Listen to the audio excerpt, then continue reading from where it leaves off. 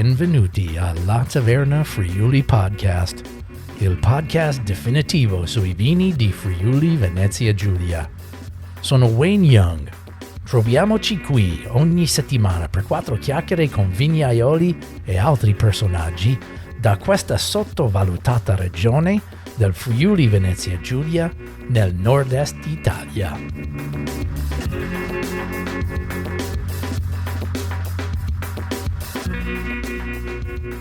Eccoci finalmente, bentornati amici di Vini Friulani. Siamo qui alla taverna, sono il tuo amico Wayne Young e speriamo che state molto bene. Mi avete mancato? No? Tutto questo tempo, un po' di hiatus durante le feste, dopo le feste, ma siamo tornati con una nuova stagione, nuove personalità, nuove carattere, nuove produttori di vino. Abbiamo già delle bellissime puntate registrato e programmato e cominciamo oggi con un amico, un caro amico che conosco da tanti anni, Michele Bean e Raffaele Petris di Roy Clar, una piccola azienda con il base di Noax, con la cantina a Manzano, con delle idee, con dei vini veramente speciali, vini fatti in anfora. E veramente è stato un piacere parlando con questi due ragazzi qua. Si può sentire di questa puntata una certa amicizia che abbiamo insieme, soprattutto con Michele, ma anche con Raffaele che è un nuovo amico. E allora questa prima parte parliamo un po' dell'inizio di questo bellissimo progetto di Roy Clar. Roy Clar, che significa Rio Claro, che è il nome toponimo di un corso d'acqua che si trova vicino ai vigneti di Noax, che è un piccolo frazione di paese di Corno di Rosazzo, tra Corno di Rosazzo e Rocco Bernarda. Comunque andiamo avanti con questa prima parte, prima conversazione con Raffaele Petris e Michele Bean di Roy Clar.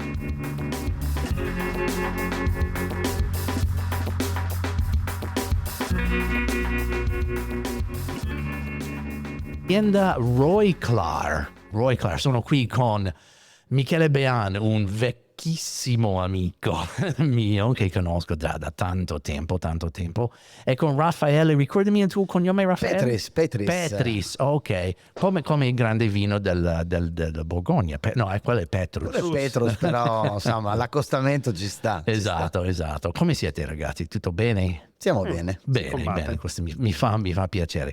Allora, stiamo parlando invece di questo progetto che voi state facendo insieme, che si chiama Roy Clar, no? E Michele, ti conosco da tanto tempo, sei un consulente abbastanza, non lo so, viaggiato nel mondo del vino. Esatto, hai lavorato in Sicilia, hai lavorato all'estero, a Serbia, mi ricordo che hai fatto altri posti dove sei lavorato. Romania, Stati Uniti, Messico. Ma a Stati Uniti anche? Sì. Dove a Stati Uniti? Sia in Napa Valley che in Texas. Texas.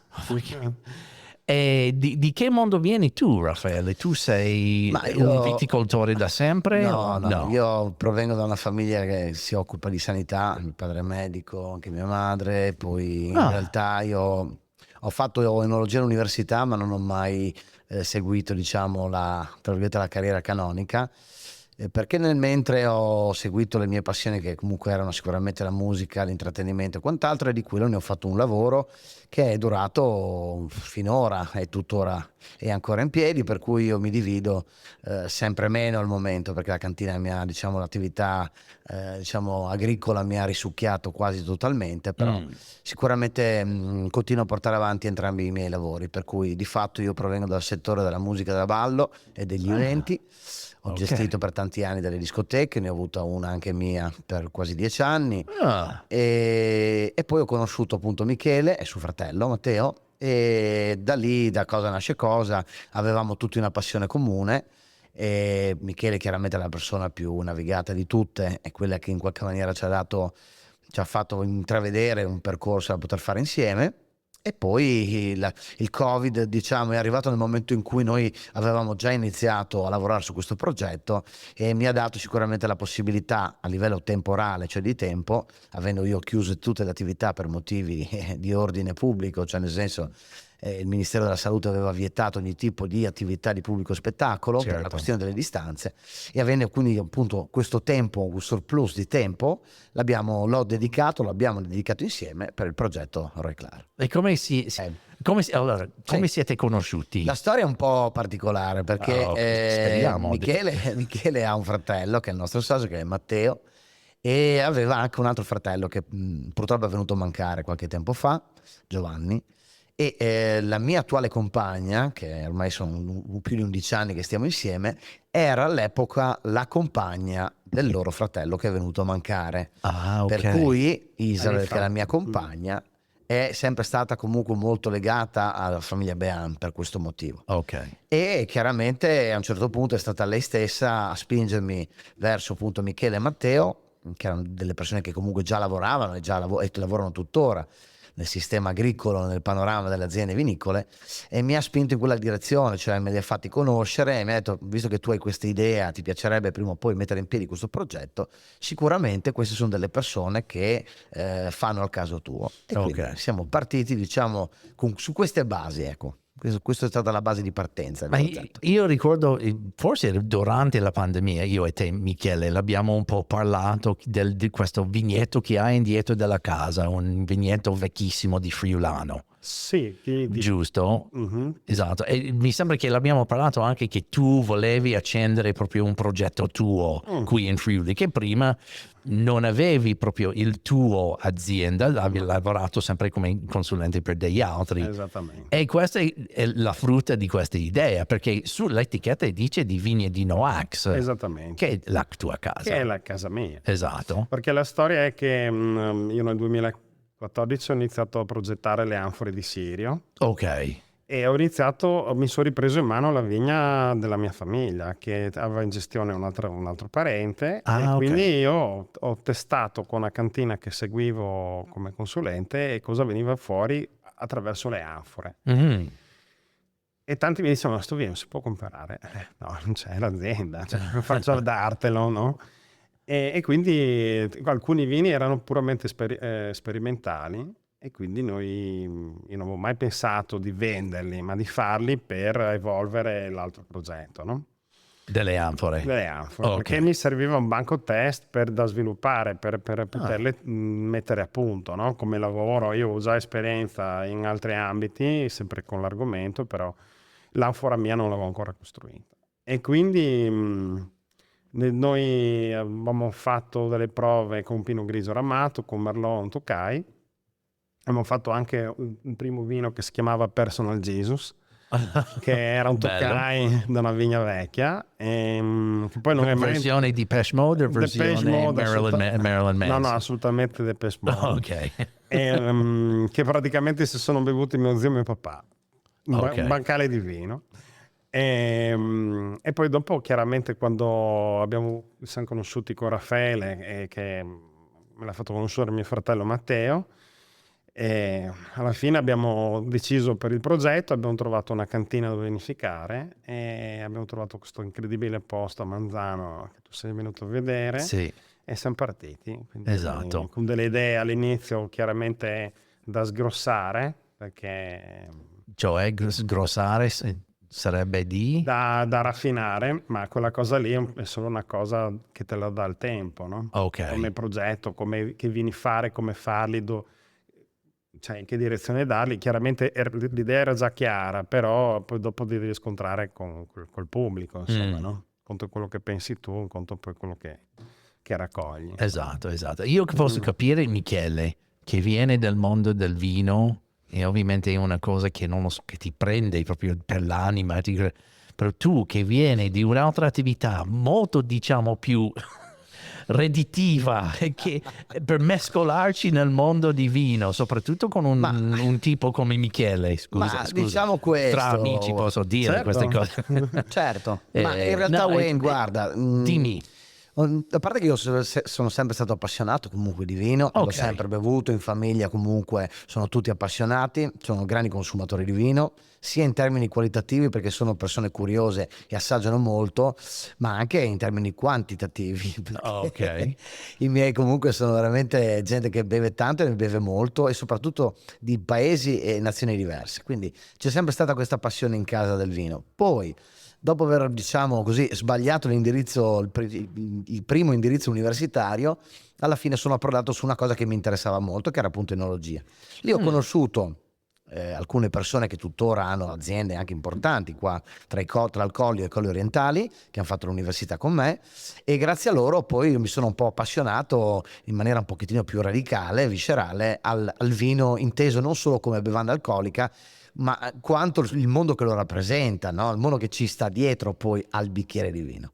E quando pian piano ho iniziato a conoscere questo aspetto, mi sono reso conto che l'ambiente del vino alla fine è un ambiente rock and roll, cioè nel senso, Bello. c'è molto c'è una vena molto artistica all'interno di un sistema che è sia aziendale, certamente, perché poi parliamo di aziende, però c'è una vena artistica, c'è una vena umana molto grande, che tra l'altro poi si sente anche nei vini, e questa cosa mi ha fatto capire che se ci fosse stato un dopo rispetto alla notte, sicuramente sarebbe stata per me il mondo del vino la seconda casa, la seconda strada da percorrere. Per cui Ok. diciamo che ho trovato una certa affinità tra i due mondi. Ok. E ci sono dei, non lo so, come posso descrivere, dei personaggi, dei eroi, di caratteri nel mondo di vino che ha colpito un tipo di vino, un tipo di persona che nel tuo viaggio verso questo progetto ti ha ispirato. Allora, più che qualche personaggio mitico,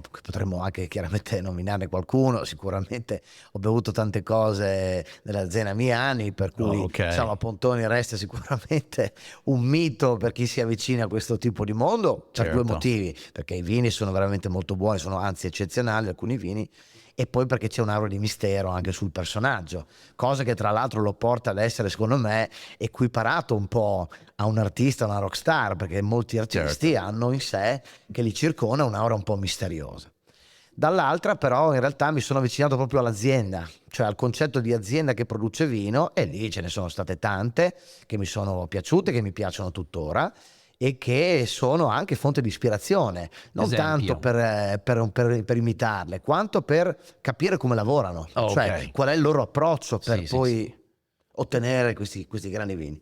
E quindi ce ne sono diverse, non so se è il caso che io poi ti faccia i nomi e i cognomi di tutti, però sicuramente siamo in una zona che insomma Dammi uno, ovviamente un rockstar Miani, tutti conoscono Miani che costa, sì, è fuori la allora portata di normale. ti do un'altra rockstar, visto che sono un amante del pignolo, Bressan. Ah, ok, ok, ok. Ecco, quindi andiamo, visto che poi tra l'altro Michele insomma ci ha lavorato e insomma lo conosce anche bene, è un altro personaggio incredibile che Certo. fa dei vini che sono sicuramente dei vini, dei grandi vini, e che hanno un'identità pazzesca. Certo, certo. Ecco, quindi insomma ce ne sono tanti di personaggi nel nostro Friuli, Sì. ed è bello anche che tu li racconti, Wayne, che ti dai questo spazio appunto per parlare di queste cose. Si spera, si spera. E tu ovviamente avendo questa esperienza, diciamo, più ampia, più mondiale, ci sono delle persone che sono stati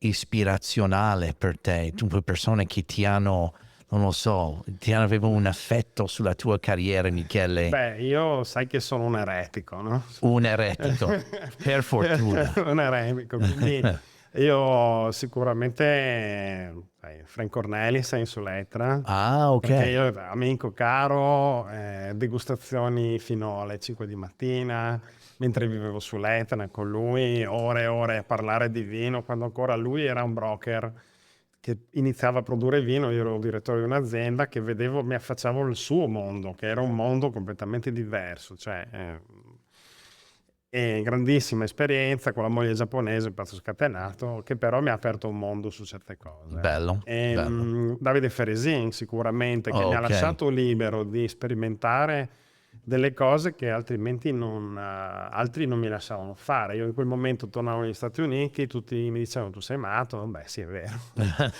però poi alla fine le cose che io facevo 20 anni fa adesso iniziano a farle altri, quindi vuol dire che avevo ragione, non ero matto. Ok. Non so se mi spiego. Sì, Poi, sì, sì. ispirazione, cosa vuoi? Tantissime aziende, poi il mondo del vino è molto personale. E io stesso ho avuto un percorso di evoluzione che è partito da delle idee, ma poi nel gusto stesso si è evoluta nei vini che tu vedi adesso in bottiglia, nostri, come Roy Clara. Che sono anche diametralmente opposti a quelli che facevo per struttura, soprattutto rispetto a quelli che facevo in gioventù, mettiamola così, che erano molto muscolari, esplosivi. Adesso lo sono, ma sono molto più fini e meno urlanti, mettiamola così. No? Ok. Questa Questa era... struttura è una cosa che per me è molto importante, perché secondo me il primo approccio al vino deve essere proprio strutturale. Invece di provare di indovinare quanti diversi tipi di frutti che tu puoi sentire su un bicchiere di vino, invece di capire che cos'è la struttura, no? È molto più importante. Allora, come si può descrivere struttura come te? Che cosa sono gli elementi di struttura più importanti per te come produttore, come enologo? Se tu intendi dal punto di vista proprio la struttura, la struttura acida, la mineralità, Ok. ma sicuramente quando si parla, io intendo di muscolarità, è proprio la sensazione di volume, che certi vini onestamente ora come ora non puoi pensare di andare a proporre perché sono fuori, non sono contemporanei. Ok, Cioè, sono un po' fuori modo? no, è giusto, Moda, che scusa. è giusto che ci sia profondità, lunghezza, ma l'eccesso di volume mal si accosta anche il modo di mangiare moderno, se vuoi, perché non è più... Ma questo è collegato anche con l'alcol? Con la... No. Allora, un po' sì, perché soprattutto in Friuli per avere certe strutture, volumi, devi avere anche tanto altro, c'è niente da fare. Ok. Cioè io i vini che facevo da Cos in Sicilia con 30 di estratto, per capirci, qua ce li hai con 2 grammi di alcol in più per avere lo stesso estratto secco, se si parla di tecnica pura, perché proprio la terra e l'ambiente è diverso. Capito? È chiaro che se tu poi sacrifichi cioè ci serve anche una vena acida e di freschezza, che poi certi vini che sacrificano il volume nei confronti della freschezza, poi dopo hanno cioè non durano nel tempo. Se tu hai troppo volume e hai poca freschezza, poi dopo il vino è buono subito, ma non ha una vita lunga, perché l'acidità è quello che è il nervo, la spina dorsale del vino. No? Però partendo sempre da delle uve molto mature, ma senza andare sulla marmellata, le cose che sono fuori, insomma. Ok.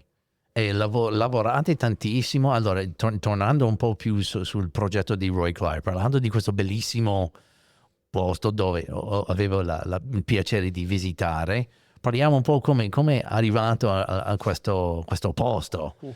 Sicuro io, Raffaele sta ridendo, allora dovrebbe essere una storia indietro. Allora, parliamone. sì, qua bisogna parlarne. Wenazzi, ti ringrazio che mi dai la parola proprio su questo punto, perché la storia di questa cantina, del fatto che l'abbiamo trovata in un momento in cui eravamo veramente in difficoltà, perché l'annata 20, che è stato il primo lavoro fatto tutti assieme, in realtà è stato compiuto da un punto di vista tecnico conto terzi all'interno di un'altra struttura che ci aspettava.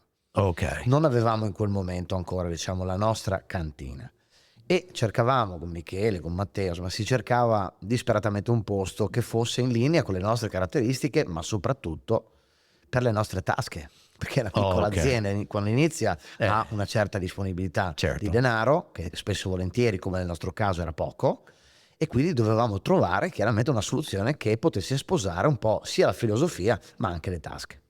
Alla fine cerca, non veniva fuori nulla, perché o c'erano delle cose molto grandi e anche costose, oppure trovavamo effettivamente dei capanni, delle cose agricole, ma che effettivamente avevano delle limitazioni sia strutturali che enormi.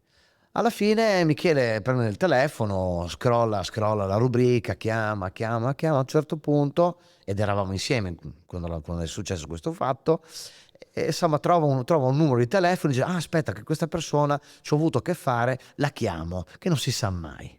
Prende il telefono davanti a me, chiama, questa persona risponde, siamo in 2000, c'è il Covid, cioè quindi eravamo con le mascherine, e questa persona gli risponde, dice, e stanno un po' al telefono, e io guardavo Michele mettere al telefono con questa persona. Dopo un quarto d'ora che si spiegano, si raccontano, fanno, a un certo punto vedo Michele, insomma, che era contento, quindi stavo immaginando che lui avesse finalmente trovato una soluzione per noi. A un certo punto sento che però qualcosa non torna, qualcosa non c'è qualcosa che non torna, che non va. Classico. Cosa è successo? In sostanza questa persona, che adesso non dico chi è, ma insomma, a un certo punto dice: guardi, io non sono la persona con cui lei pensa di parlare. Sono un parente, ma anche io ho una cantina da farvi vedere. No. Per cui se siete in zona, pomeriggio vi aspetto a Manzano. Fra mezz'ora sono lì. Cioè Michele vedo che gli risponde: cioè tergiversa un attimo, però chiude la telefonata dicendo: fra mezz'ora siamo là. Noi prendiamo la macchina, proprio al caso. Incredibile. Prendiamo l'automobile, saliamo, ci avviamo verso Manzano, insomma mettiamo il navigatore. A un certo punto arriviamo a Manzano, si va in centro, io così, a un certo punto dico a Michele: ma scusa Michi, ma ci hanno detto che era una specie di capanno, che aveva insomma, non può essere in centro, ma guarda il navigatore ci sta portando qua, vediamo. A un certo punto arriviamo davanti a un cancello, questa villa, aperto tra l'altro, dico: guarda Michele, abbiamo sbagliato, per cortesia non facciamo brutte figure, gira la macchina e cerchiamo di capire dov'è questo posto, non può essere qua. E invece lui dice: no, andiamo, aspetta un attimo, ormai che siamo. E insomma facciamo questo viale alberato, questo viale di cacchi, tanto per essere viale di cacchi, arriviamo in fondo e c'era questa persona con la mascherina che ci aspettava per farci vedere la cantina. Wow. Quindi cioè questa cosa è venuta fuori nel giro di un paio d'ore con un errore, cioè con un errore. Quindi una cosa incredibile. Questo si può chiamare anche fate, no? Questo è destino. È destino questa cosa. Perché sì, non dovrebbe essere quella persona che hai chiamato, ma incredibile. Bellissimo. E non si può dire chi era la persona originale che volevi parlare. Oh no. Beh, era un parente. Parente tuo, parente di parente lui. suo, sì, che poi io pensavo fosse a Villanova dello Iudrio, e invece c'è anche lui, ma sono in due e non sapevo, poi pensavo ce ne fosse uno solo. E in più stiamo parlando comunque di produttori di vino, quindi è una famiglia di produttori di vino, anche storica ovviamente. Per questo c'era stato il misunderstanding di Michele, proprio perché effettivamente pensava di parlare con l'altro. E sono in tre, che ne so. Incredibile. Chi si può chiamare questo destino o si può chiamare questo anche culo? Beh, diciamo che bellissimo la vitamina C in questo caso, la vitamina C, esatto, ha molto, cioè, su di me bello. Ma la nostra storia, Wayne, è costellata, perdonami, da eventi fortuiti. Cioè è come se tu alla fine facessi, non so, percorrersi una strada, d'accordo? E ogni tot, quando tu pensi di esserti perso, hai capito? Succede un qualche cosa che ti indica la direzione da prendere. Bello. A oggi il percorso che abbiamo fatto, che è stato chiaramente non facile finora, adesso che che abbiamo iniziato il 5º anno di attività, le cose iniziano ad avere una loro forma, iniziamo a intravedere un percorso da seguire. Ma c'è stata una fase, penso i primi 2 anni e mezzo, dove veramente siamo andati avanti con la passione, ma con gli occhi bendati al buio, perché io chiaramente non avevo la benché minima esperienza di cosa significasse gestire un'azienda agricola, vinicola.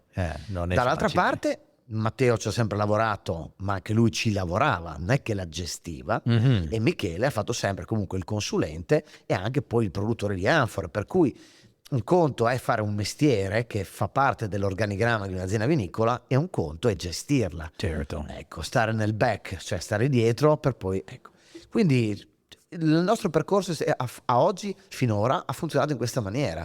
Siamo andati avanti perché siamo persone caparbie, che non mollano, che vogliono andare avanti, e per fortuna il destino, in questo caso non il culo, secondo me, ci ha messo di fronte alcuni indizi Ok.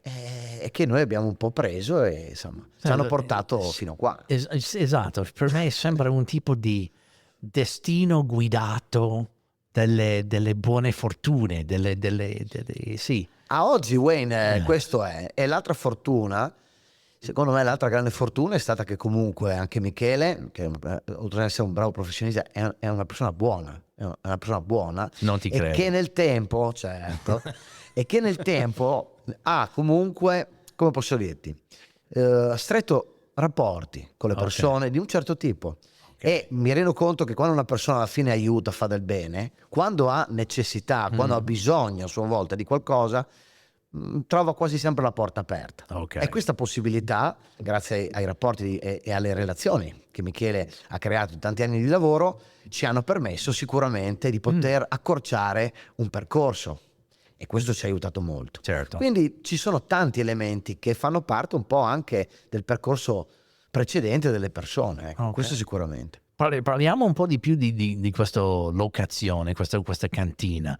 Ovviamente non hai trovato una cantina proprio pronto di andare, proprio quasi. Quasi, Bello. quasi. In realtà il Marchese de Puppi, che è diciamo il padrone diciamo di questa bellissima tenuta, che è Villa Berri, adesso possiamo tranquillamente dirlo, che è sede della nostra azienda, aveva vinificato... Stesse di Puppi di Moimaco? Parenti. Sono Parenti. Ok. E di fatto ha vinificato per diversi anni e quindi all'interno di questo maso, di questa struttura che è presente nel parco della villa, aveva vinificato per diversi anni, aveva fatto anche degli ottimi vini, tra l'altro, che abbiamo comunque avuto anche il piacere di assaggiare. Chi ne ha memoria. Chi ne ha memoria, ecco, insomma, ha fatto dei bellissimi lavori. Etichetta?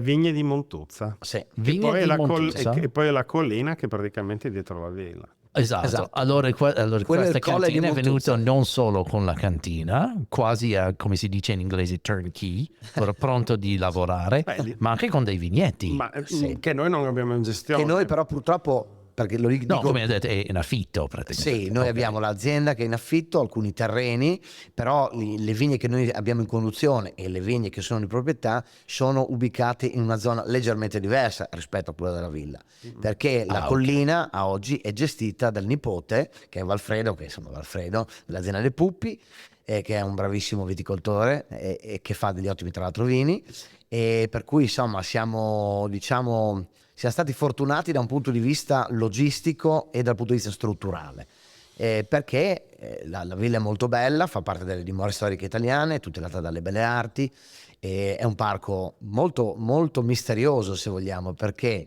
la villa è stata sfruttata negli ultimi anni non moltissimo, per cui chi non c'è stato per motivi X in passato non la conosce.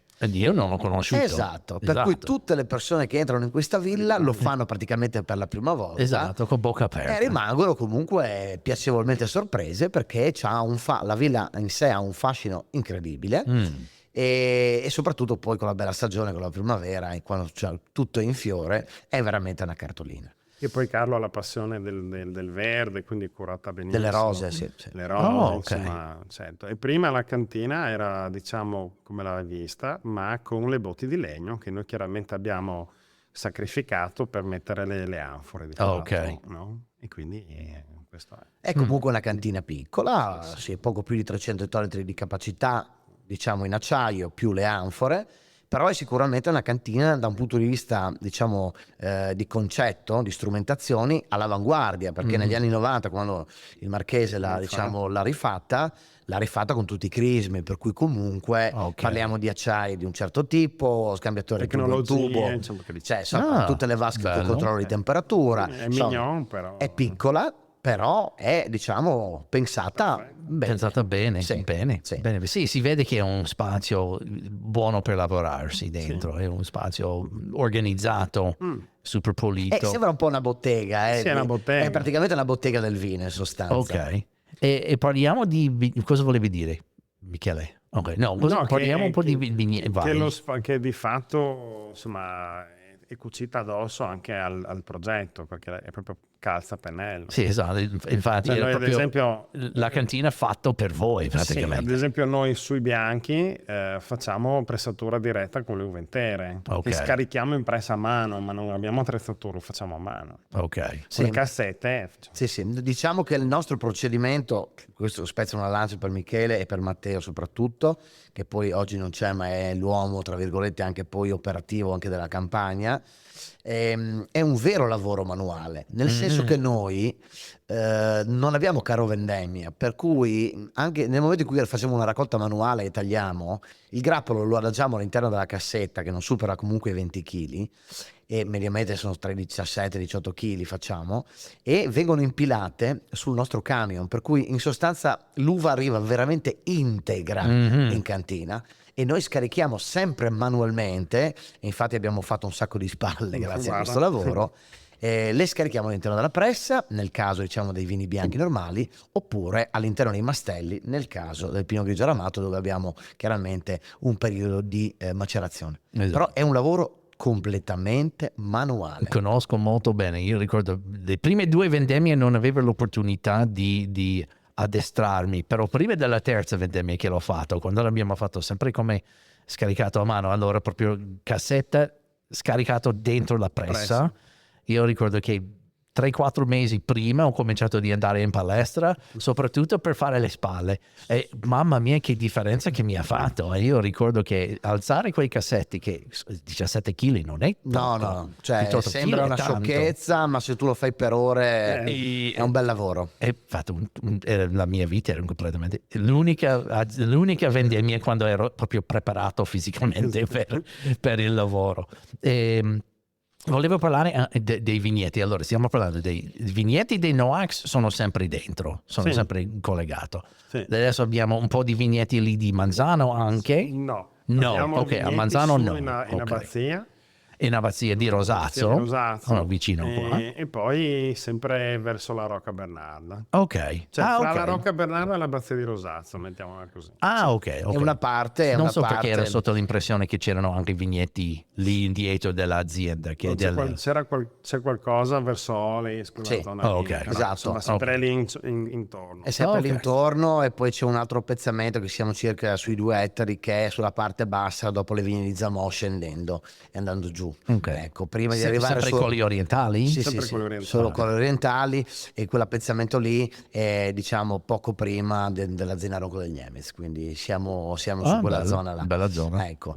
Quindi diciamo che oggi contiamo 4 ettari qualcosa, quasi siamo sui 4 ettari e mezzo tra una cosa e l'altra, e sostituiremo adesso a breve un qualche campo con qualcun altro per motivi anche logistici, per cercare diciamo di avere le cose abbastanza vicine, perché anche per noi avere dei pezzettini molto devi distanti, correre in giro col trattore. ecco, è un casotto, quindi stiamo cercando un po' di rimodellare un po' la disposizione, ecco.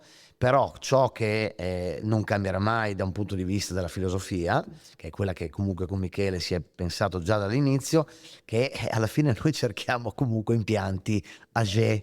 No, a noi piace la vigna vecchia, quindi anche se è in condizioni a volte purtroppo anche disastrose, e credetemi abbiamo un vigneto che ha delle caratteristiche molto particolari, però ci rendiamo conto che anche se producono meno, chiaramente, però hanno diciamo una verve incredibile. Certo. Ecco, questo, il nostro lavoro serve un po' anche a salvaguardare un patrimonio anche genetico delle piante, che se no andrebbe sicuramente perso, come già sta succedendo. Certo. Mi sembra che il vigneto vicino a casa tua è molto vecchio. È piantato subito dopo la fine della prima guerra mondiale. Wow, allora 100 anni. 100 erotti, sì. Sì, Piantato, cioè censito nel 50, perché il censimento è stato fatto nel 50. Però quella volta era già una vigna vecchia. Ok, già quella volta. Sì. E poi ce ne sono altri di vigneti così che stiamo recuperando, che abbiamo recuperato dai vicini di casa, anche in condizioni che avevano anche preso fuoco alcuni addirittura. Sì. Magari non completamente, un pezzettino, ma Sì, che noi poi abbiamo tolto, abbiamo estirpato, abbiamo sistemato e tutto, però effettivamente è vero. Si tolte le piante bruciate, recuperate, Wow. e invece quelle sane le abbiamo riprese da zero praticamente. pensa a te. È stato un Quindi lavoro siamo un po' dei titanico. cacciatori, passate Di vigneti abbandonati. Di vigneti Sì. abbandonati. Beh, c'è anche, Non è sbagliato. c'è anche un motivo, che sono buone, non te le dai i produttori che sono Certo. diciamo avviati, non molano le vigne in affitto neanche se gli spari. E Ok. quindi noi dobbiamo cercare le vigne che diciamo gli altri sono scomode. Esatto. Ok. Però, Esatto. però dal punto di vista della Della genetica, della qualità parte della- qualità, sì, sono una rogna, però le uve vengono fuori. Noi abbiamo avuto dei toccai, dei pinot grigi che hanno peccato.